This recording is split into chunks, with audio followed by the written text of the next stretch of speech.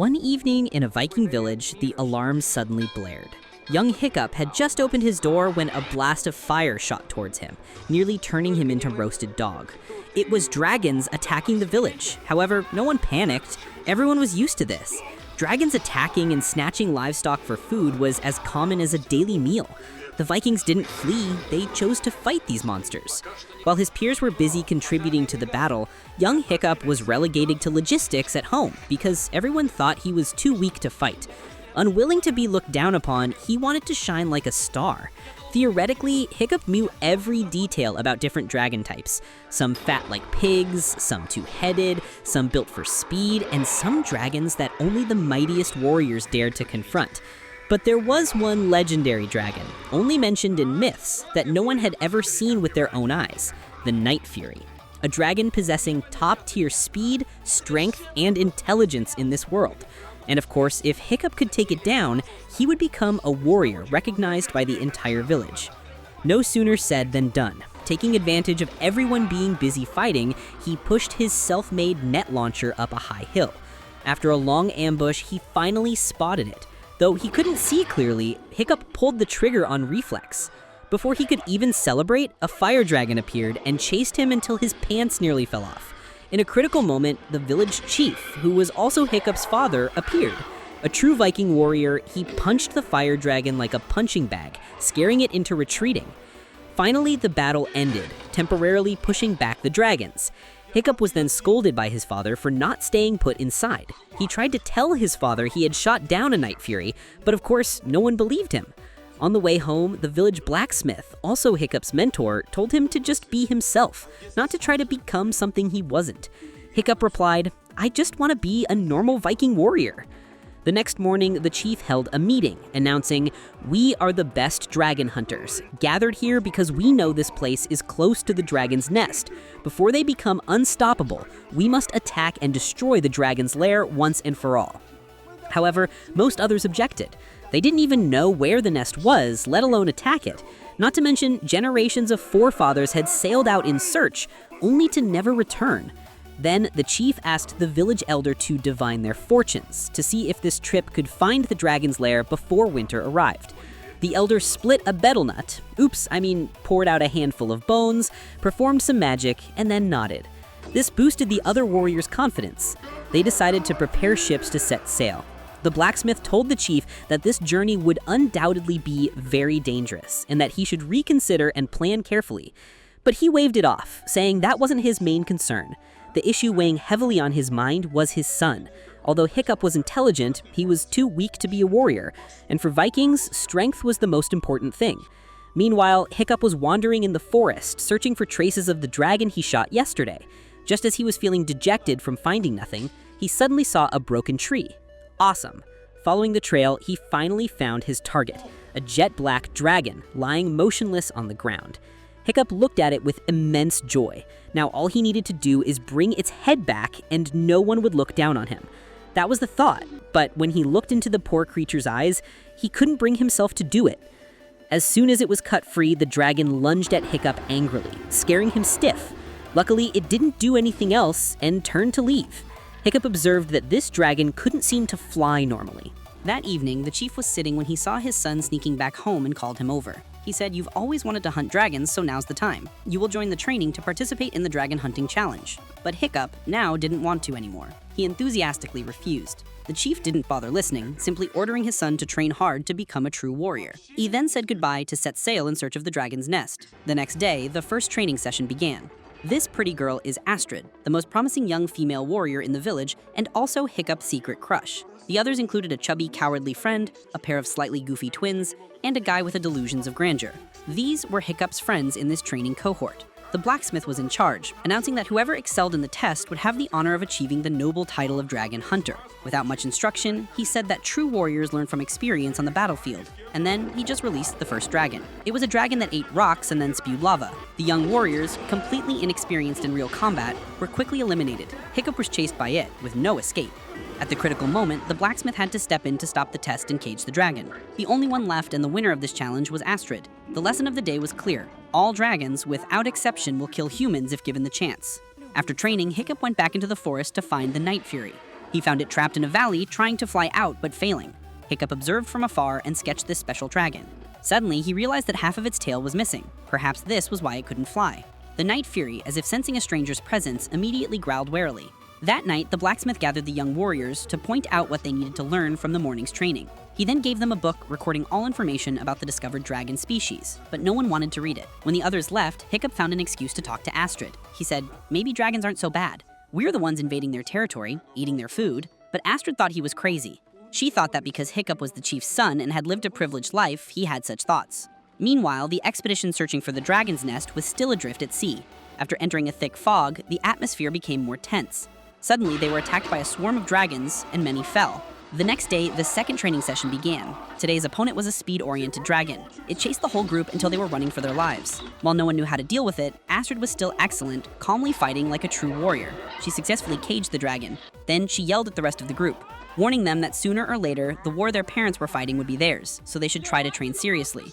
Above, the elder continued to observe and evaluate the actions of these young warriors. After practice, Hiccup returned to the forest with some food for Night Fury. At first, the dragon was suspicious. Hiccup had to throw away his knife to show goodwill and slowly approached to offer it a fish. At that moment, he observed that the dragon seemed to have no teeth, but that wasn't true. They were small, retractable fangs, making it look toothless at a glance. So he named it Toothless.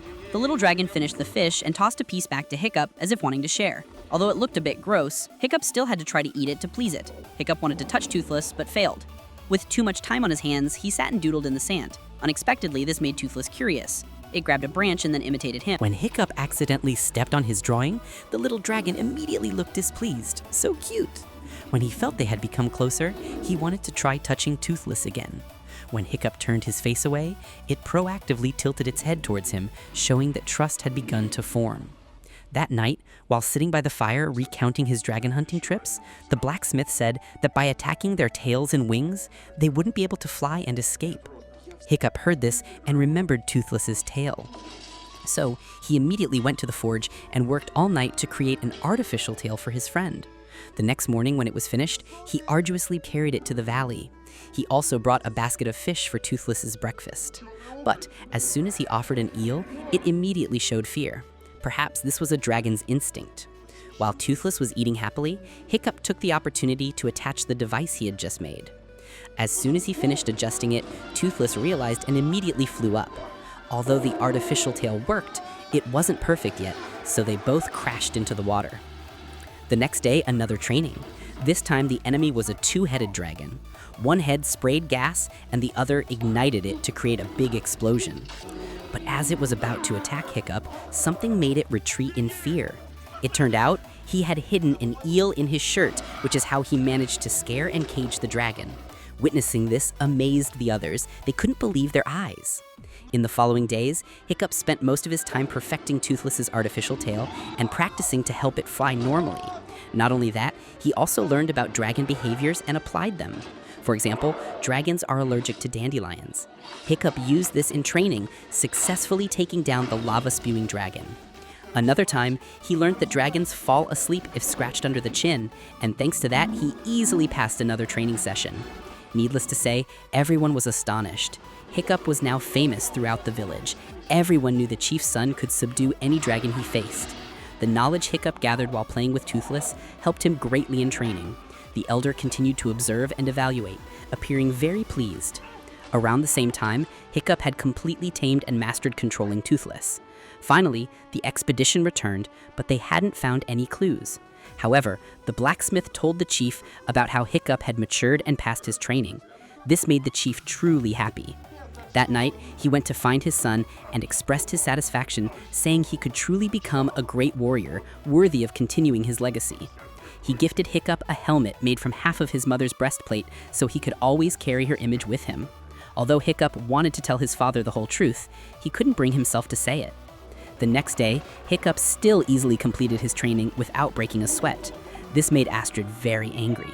The chief, watching from above, was very proud. Finally, after evaluation, the elder made her decision. The title of strongest hunter would go to Hiccup. Of course, this didn't sit well with Astrid at all.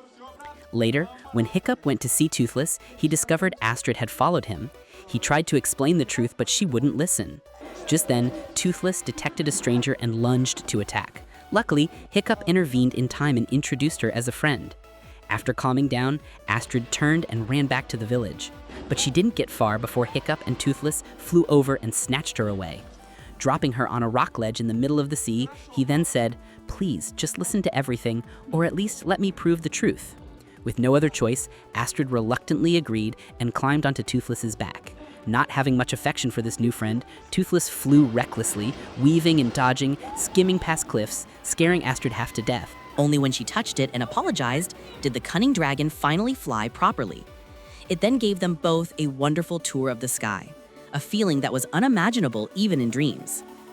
Finally, Astrid was convinced, but she reminded Hiccup that even though he had tamed a night fury, it didn't erase everything the dragons had done to their village.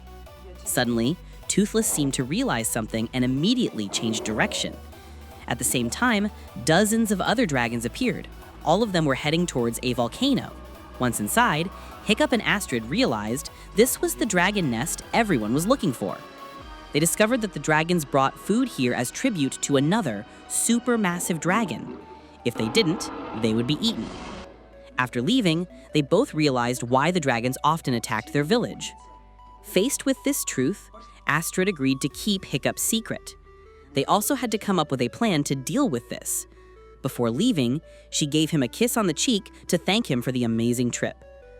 The next day, the chief gathered the villagers and proudly announced that his son had been chosen as the new supreme hunter, and now would be the final battle before being recognized as the true Viking warrior. The crowd cheered.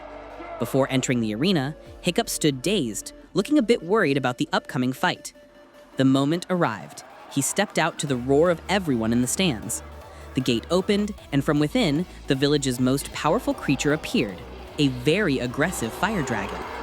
Facing it, Hiccup stood still and instead of attacking, threw his weapons to the ground, declaring he would not harm it.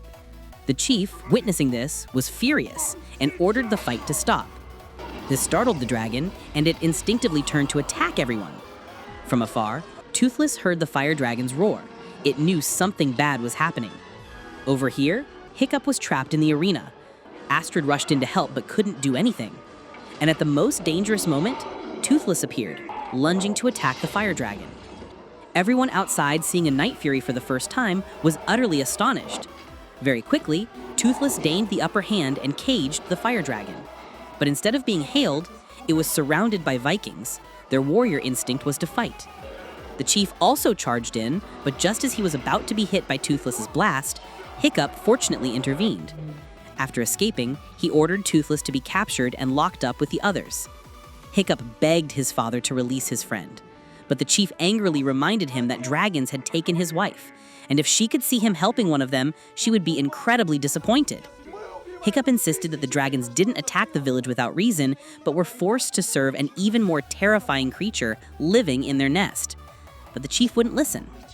After returning home, he told Hiccup he was not a Viking and not his son. Although he said these words in anger, he was also heartbroken. Immediately, the chief decided to gather all the warriors and organize an expedition to the dragon nest, using Toothless to lead the way.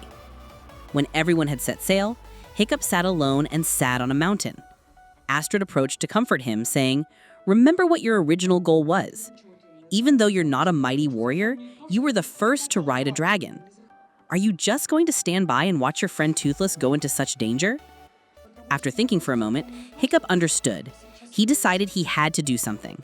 Meanwhile, the Viking warriors were entering a thick fog. Many dragons were there, but they weren't attacking, just lying still. The chief, relying on Toothless's reactions, steered the ship towards the dragon's cave. Over here, Hiccup and Astrid had also gathered their other friends. He explained that the other Vikings were heading into a danger greater than they imagined, and they needed to do something to help. When everyone agreed to join, the group returned to the arena. Hiccup used his skills to tame the dragons there, then gave each person a dragon suitable for them, ready to set off as reinforcements. Meanwhile, the Vikings had also discovered the cave they had been searching for. As soon as they landed, they immediately prepared everything, from catapults to stakes, preparing for the upcoming great battle. On the chief's command, they began to attack. Hundreds, thousands of dragons flew out, but strangely, they didn't seem to want to fight, simply fleeing from something. A moment later, the ground cracked open and a supermassive alpha dragon appeared. The Viking warriors at this point could only run for their lives. How could they fight this monster? It spewed fire, burning all the ships on the shore. Toothless struggled, trying to escape, but failed.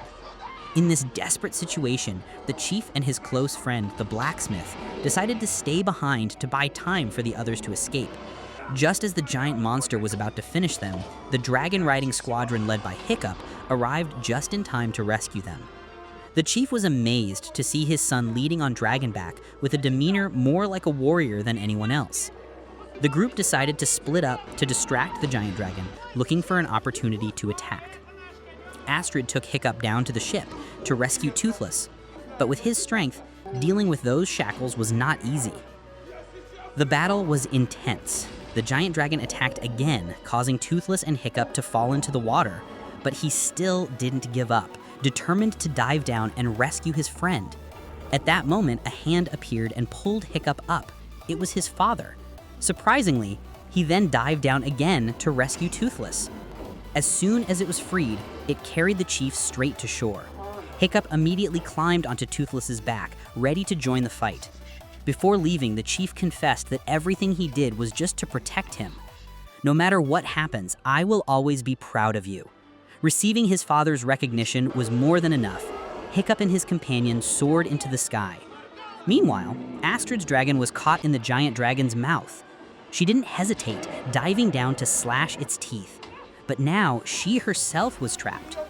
Luckily, Hiccup and Toothless flew in to save her just in time.